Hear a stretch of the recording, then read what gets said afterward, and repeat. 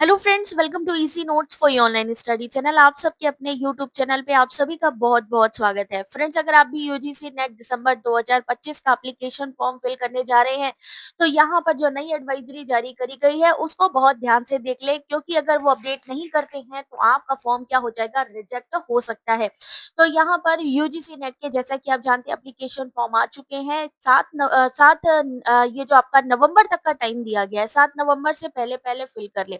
Advisory कौन-सी जारी की गई है फ्रेंड्स? यहाँ पर एडवाइजरी इंस्ट्रक्शन जारी किए गए हैं आधार कार्ड, यूडीआईडी कार्ड से रिलेटेड। ठीक है? अब यहाँ पर क्या चीज़ है, अगर आप थोड़ा-सा ध्यान से देखें तो आप जब जैसे जिन्होंने पहले भी एग्ज़ाम दिया होगा, उनके जब एडमिट कार्ड डाउनलोड करते हैं तो नॉन आधार लिख के आता है। आप में से बहुत सारे लोगों ने लिखा देखा होगा नॉन आधार लिख के आता है। नॉन आधार का क्या मतलब है कि या तो हो सकता है आधार में आपने अपना मोबाइल नंबर वेरीफाई नहीं किया है या ईमेल आईडी को वेरीफाई नहीं किया, वहां पर वेरीफाई करना भी जरूरी है। कहने का मतलब है सिर्फ आधार कार्ड बनने से सब चीजें नहीं हो जाएंगी।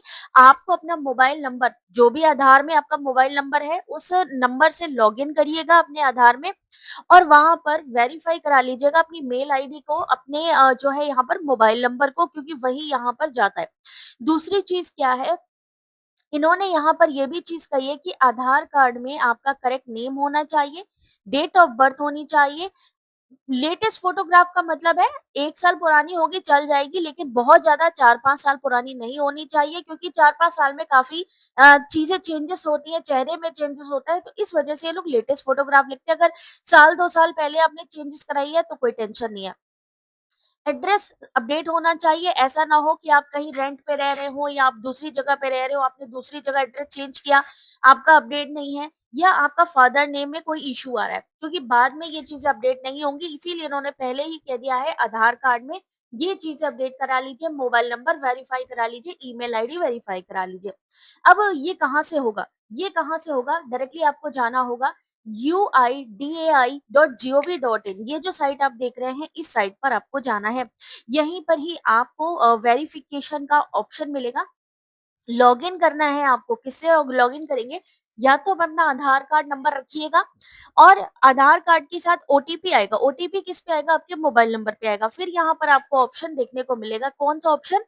वेरीफाई करने का। वेरीफाई कर सकते हैं ईमेल आईडी को, वेरीफाई कर सकते हैं आप अपने मोबाइल नंबर को। ये देखिए option, verify mobile number, verify आप कर सकते हैं। आप अपना एड्रेस का भी इस समय यहाँ पर डॉक्यूमेंट अपडेट में देखिए ये भी दिया हुआ है, अपना प्रूफ ऑफ एड्रेस, यानी कि अगर आपकी डॉक्यूमेंट्स अपडेटेड नहीं है, वहां पर इसको भी अपडेट करा लीजिए। अगर आपके पास आधार नहीं है तो डाउनलोड करने का भी ऑप्शन मिलेगा। ठीक है, तो ये सारी चीजें हैं। मोबाइल नंबर, ईमेल आईडी, अपना जो, अगर मान लीजिए कोई स्पेलिंग मिस्टेक है, उसको आप लोग जल्दी से पहले करेक्ट करा लीजिए, उसके बाद ही आप फॉर्म फिल करिएगा। नहीं तो क्या होगा, यहाँ पर आपका जो नॉन आधार लिख कर आ जाएगा और बाद में प्रॉब्लम बढ़ सकती है। इसलिए पहले ही इसको अपडेट करा लें।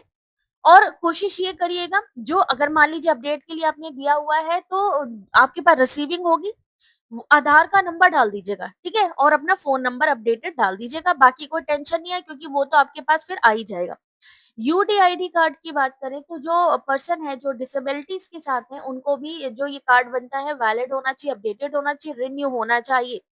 ध्यान रखिएगा, फॉर्म फिलिंग करते समय आधार में अगर आप नहीं चाहते हैं कि नॉन आधार कुछ लिख कर आए, तो अपडेट कर लीजिए। अपडेट करने का ऑप्शन है यहाँ पे।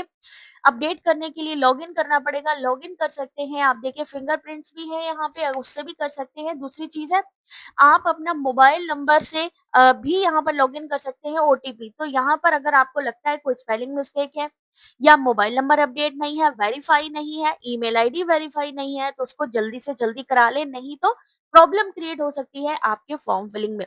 बाकी अगर एग्जाम से रिलेटेड कोई क्वेरी हो तो कमेंट करके पूछ सकते हैं। Thanks for watching.